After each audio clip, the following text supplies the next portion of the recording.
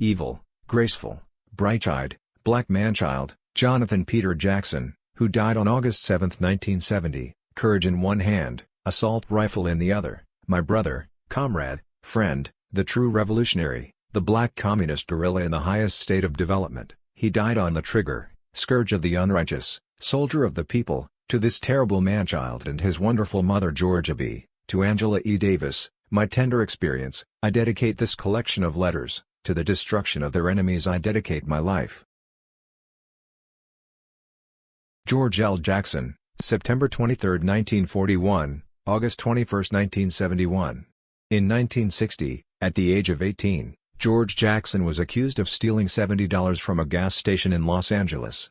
Though there was evidence of his innocence, his court-appointed lawyer maintained that because Jackson had a record, 2 previous instances of petty crime, he should plead guilty in exchange for a light sentence in the county jail.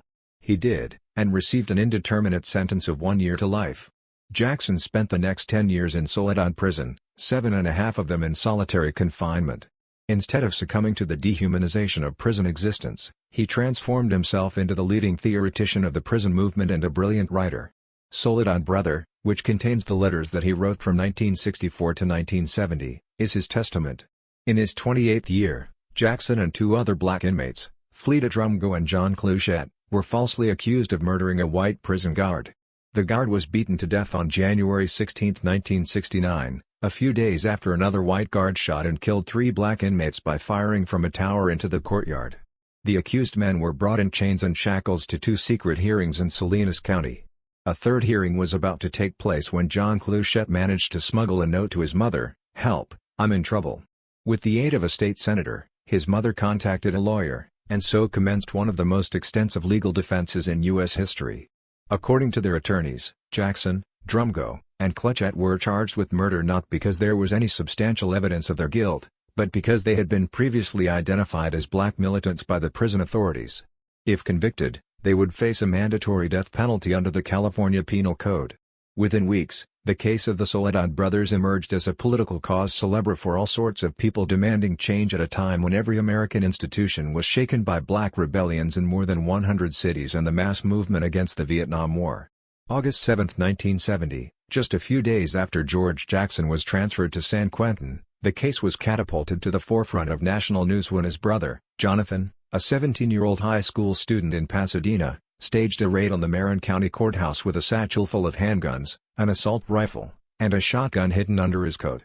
Educated into a political revolutionary by George, Jonathan invaded the court during a hearing for 3 black San Quentin inmates, not including his brother, and handed them weapons. As he left with the inmates and 5 hostages, including the judge, Jonathan demanded that the Soledad brothers be released within 30 minutes. In the shootout that ensued, Jonathan was gunned down. Of Jonathan, George wrote, "He was free for a while. I guess that's more than most of us can expect." Soledad Brother, which is dedicated to Jonathan Jackson, was released to critical acclaim in France and the United States, with an introduction by the renowned French dramatist Jean Genet, in the fall of 1970. Less than a year later and just 2 days before the opening of his trial, George Jackson was shot to death by a tower guard inside San Quentin prison in a purported escape attempt. "No black person," wrote James Baldwin, "will ever believe that George Jackson died the way they tell us he did." Soledad Brother went on to become a classic of black literature and political philosophy, selling more than 400,000 copies before it went out of print 20 years ago. Lawrence Hill Books is pleased to reissue this book and to add to it a foreword by the author's nephew, Jonathan Jackson Jr., who is a writer living in California. Foreword. I was born 8.5 months after my father, Jonathan Jackson, was shot down on August 7, 1970, at the Marin County Courthouse, when he tried to gain the release of the Soledad brothers by taking hostages. Before and especially after that day, Uncle George kept in constant contact with my mother by writing from his cell in San Quentin. The Department of Corrections wouldn't put her on the visitors list. During George's numerous trial appearances for the Soledad brothers case, Mom would lift me above the crowd so he could see me. Consistently, we would receive a letter a few days later. For a single mother with son, alone and in the middle of both controversy and not a little unwarranted trouble with the authorities, those messages of strength were no doubt instrumental in helping her carry on.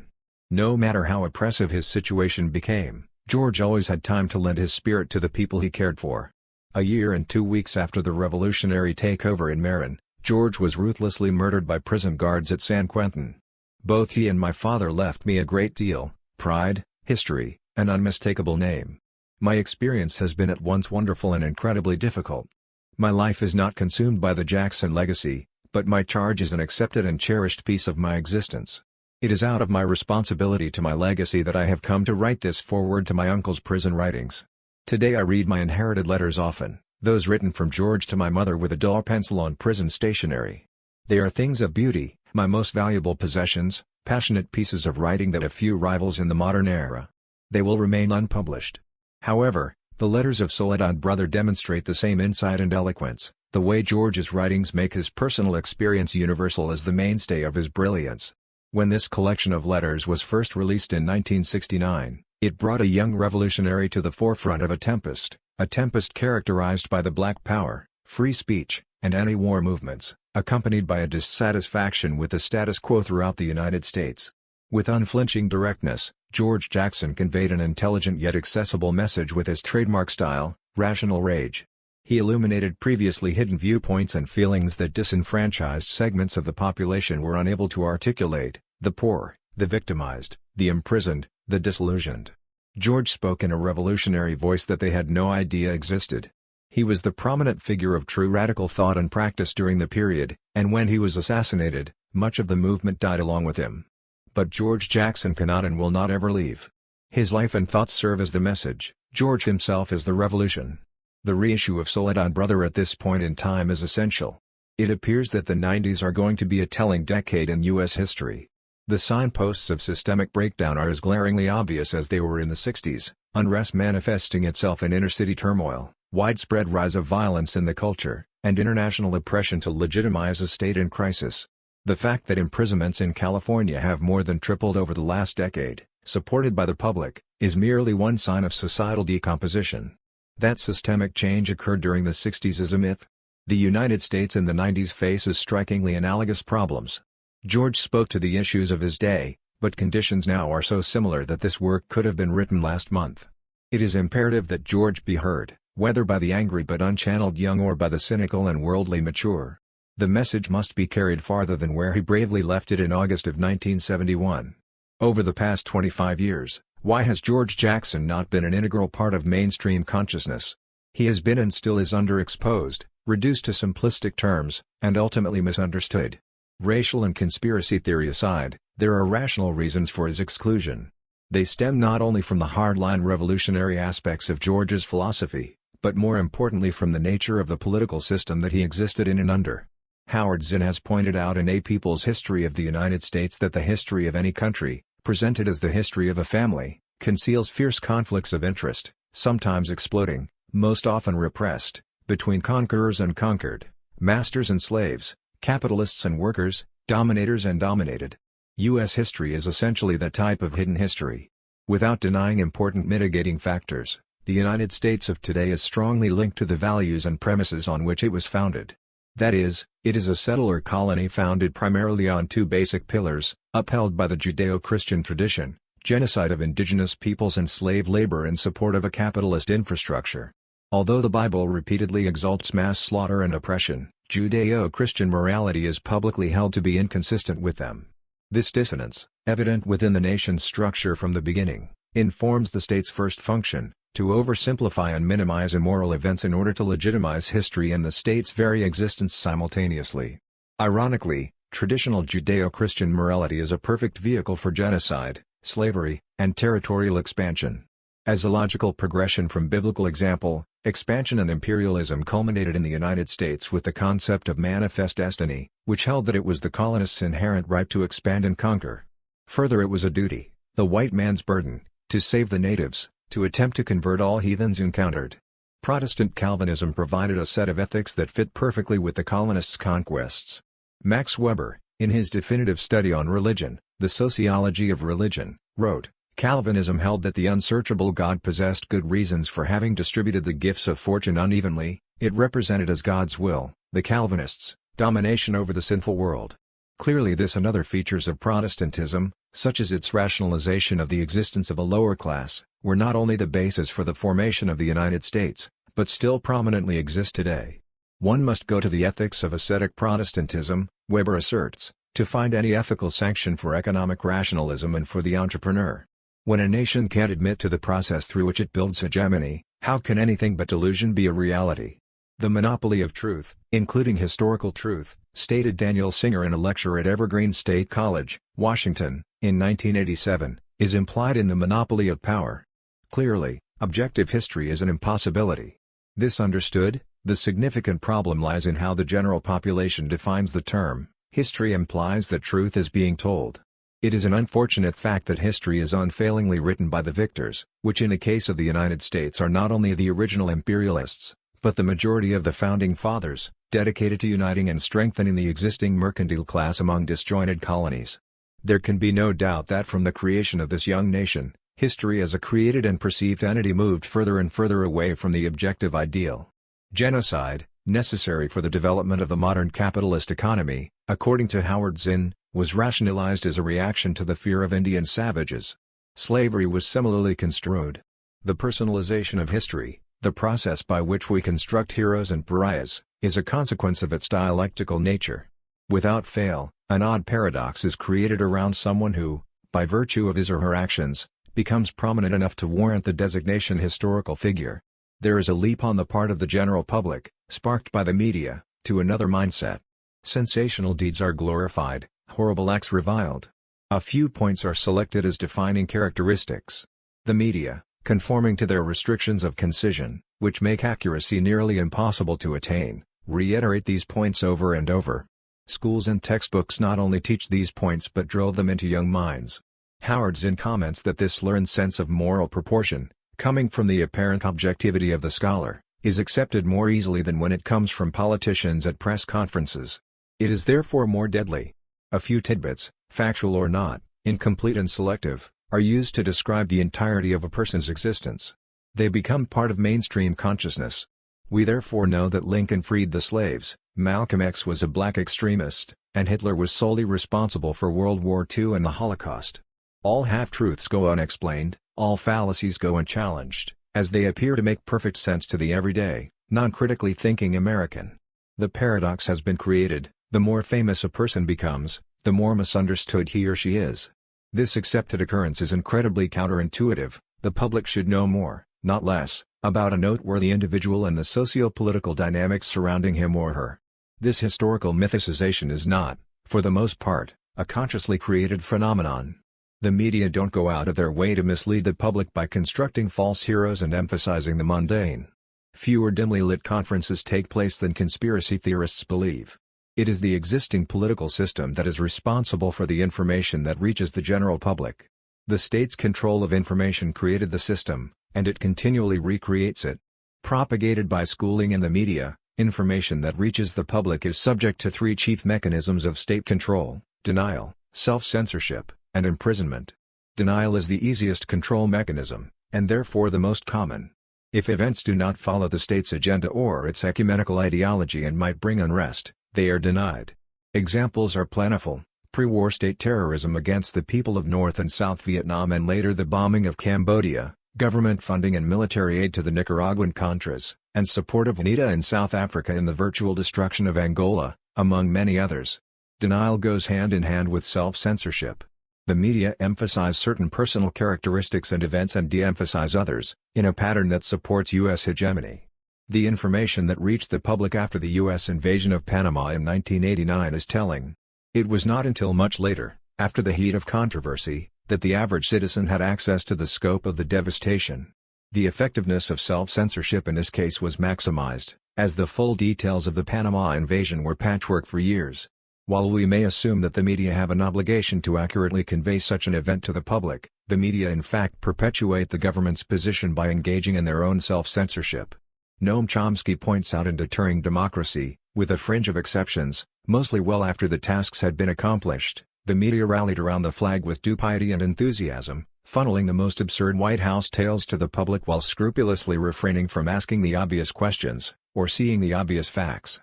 Denial and self-censorship create a comfort zone for the U.S. citizenry, generally uncritical and willing to accept digestible versions of historical personalities and world events.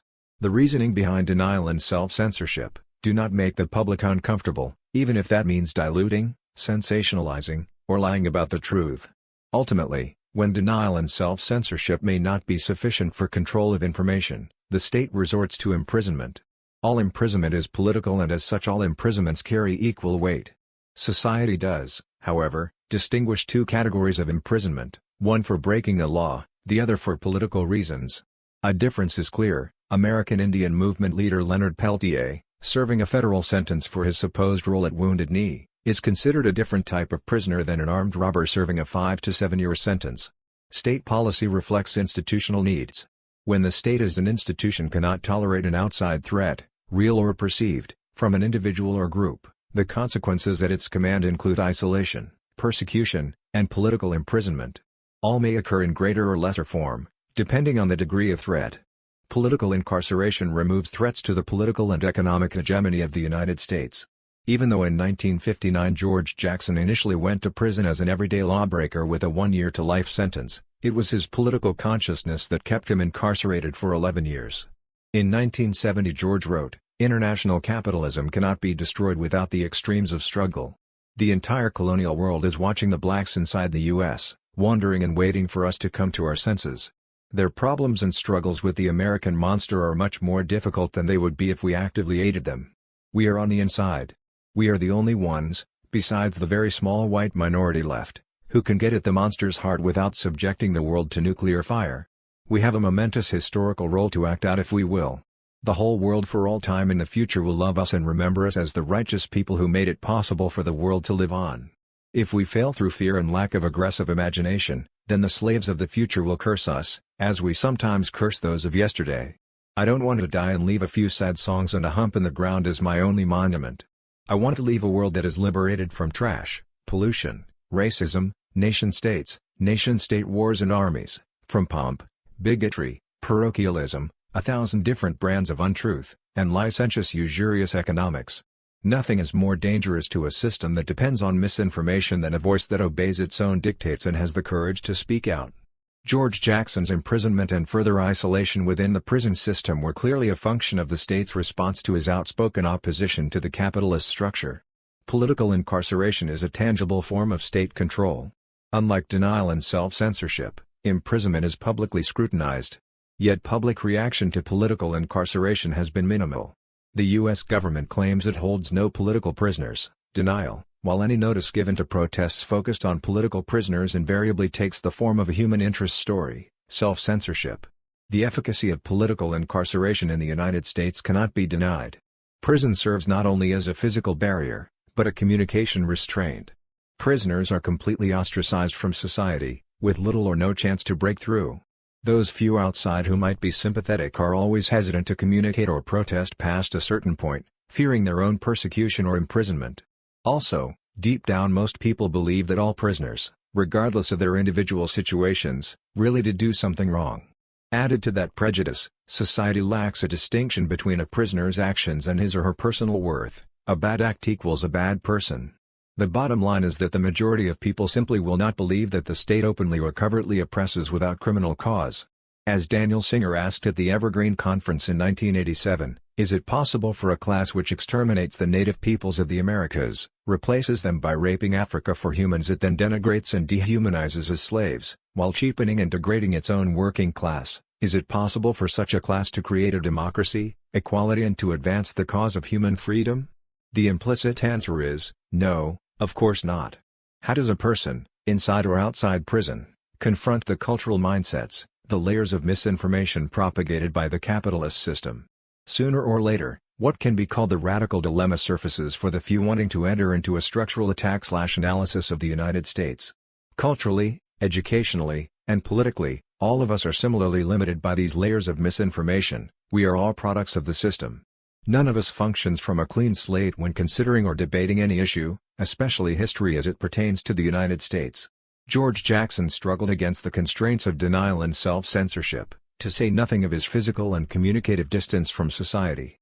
Political prisoners are inherently vulnerable to an either/or situation, isolating silence or elimination. For George, his vociferous revolutionary attitude was either futile or self-exterminating. He was well aware of his situation. In Blood in My Eye, His political treatise, he wrote, "I'm in a unique political position. I have a very nearly closed future, and since I have always been inclined to get disturbed over organized injustice or terrorist practice against the innocents, wherever, I can now say just about what I want. I've always done just about that, without fear of self-exposure. I can only be executed once." George was equally aware that revolutionary change happens only when an entire society is ready. No amount of action, preaching, or teaching will spark revolution if social conditions do not warrant it. My father's case, unfortunately, is an appropriate indicator. He attempted a revolutionary act during a reactionary time. Elimination was the only possible consequence. The challenge for a radical in today's world is to balance reformist tendencies, political liberalism, and revolutionary action/ideology, radicalism. While reformism entails a legitimation of the status quo as a search for changes within the system, radicalism posits a change of system.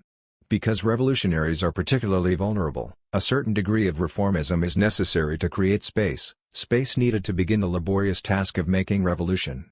George's statement "combat liberalism and the general reaction to it" typify the gulf between the two philosophies. George was universally misunderstood by the left and the right alike. As is the case with most modern political prisoners, nearly all of his support came from reformists with liberal leanings. It seems that they acted in spite of, rather than because of, the core of his message. The left's attitude toward COINTELPRO is a useful illustration. COINTELPRO, the covert government program used to dismantle the Black Panther Party, and later the American Indian Movement, is typically cited by many leftists as a damning example of the government's conspiratorial nature. Declassified documents and ex-agents' testimonies have shown COINTELPRO to be one of the most unlawful, insidious cells of government in the nation's history. COINTELPRO, however, was really a symptomatic, expendable entity, a small police force within a larger one, FBI, within a branch of government, executive, within the government itself, liberal democracy, within the economic system, capitalism. Reformists in radicals' clothing unknowingly argued against symptoms, rather than the roots, of the entrenched system.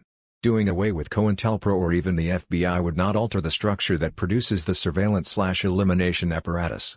In George's day, others who considered themselves left of center, or even revolutionary, concerned themselves with inner-city reform issues, mostly black ghettos. The problem of and debate about inner cities still exists. However, recognition of a problem and analysis of that problem are two very different challenges. The demand to better only predominantly black inner-city conditions is unrealistic at best. In the capitalist structure, there must be an upper, middle, and especially a lower class. Improving black neighborhoods is the equivalent of ghettoizing some other segment of the population, poor whites, Hispanics, Asians, etc. Nothing intrinsic to the system would change, only superficial alterations that would mollify the liberal public. As Chomsky asserts in Turning the Tide, determined opposition to the latest lunacies and atrocities must continue, for the sake of the victims as well as our own ultimate survival. But it should be understood as a poor substitute for a challenge to the deeper causes, a challenge that we are, unfortunately, in no position to mount at the present, though the groundwork can and must be laid. Failure to understand the radical, encompassing viewpoint in the 60s led to reformism. In effect, the majority of the left completely deserted any attempt at the radical balance required of the politically conscious, leaving only liberalism and its narrow vision to flourish. Nobody comprehended the radical dilemma more fully than George Jackson. Indeed, he developed his philosophy not out of mere happenstance, but with a very conscious eye upon maintaining his revolutionary ideology. He writes in Blood in My Eye, "Reformism is an old story in America. There have been depressions and socio-economic political crises throughout the period that marked the formation of the present upper-class ruling circle, and their controlling elites. But the parties of the left were too committed to reformism to exploit their revolutionary potential." George's involvement with the prison reform movement should therefore be seen as a matter of survival. Unlike the reformist left, prison oppression was directly affecting him. His balanced reform activities, improving prisoners' rights while speaking out against prison as an entity, were required to make living conditions tolerable enough for him to continue on his revolutionary path. Simply, he did what he had to do to survive, created space while simultaneously pursuing his radical theory.